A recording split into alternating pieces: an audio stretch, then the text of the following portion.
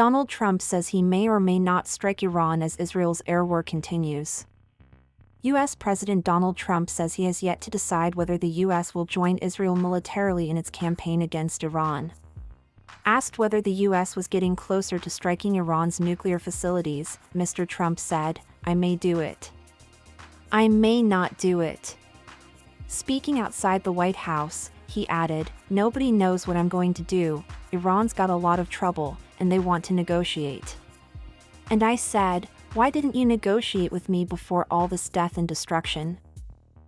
Mr. Trump said Iran had reached out to Washington, a claim Tehran denied, with Iran's mission to the UN responding, "No Iranian official has ever asked to grovel at the gates of the White House."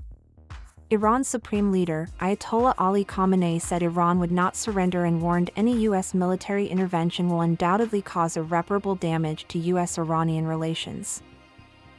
Hundreds have reportedly died since Iran and Israel began exchanging strikes last Friday, when Israel launched an air assault after saying it had concluded Iran was on the verge of developing a nuclear weapon, a claim Tehran denies. Israel launched 3 waves of aerial attacks on Iran in the last 24 hours, military spokesman Brigadier General F.E. Diffrin has said.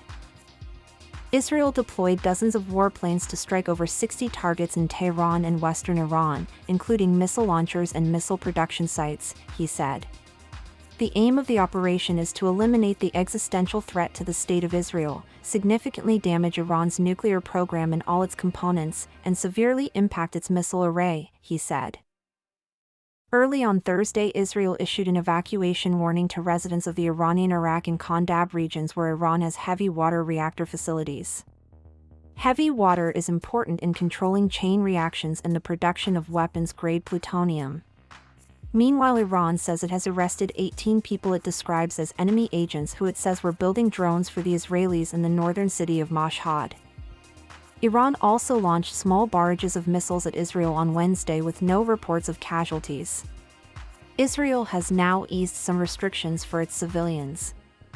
The U.S. is working to evacuate its citizens from Israel by arranging flights and cruise ship departures, the U.S. ambassador to the country has said.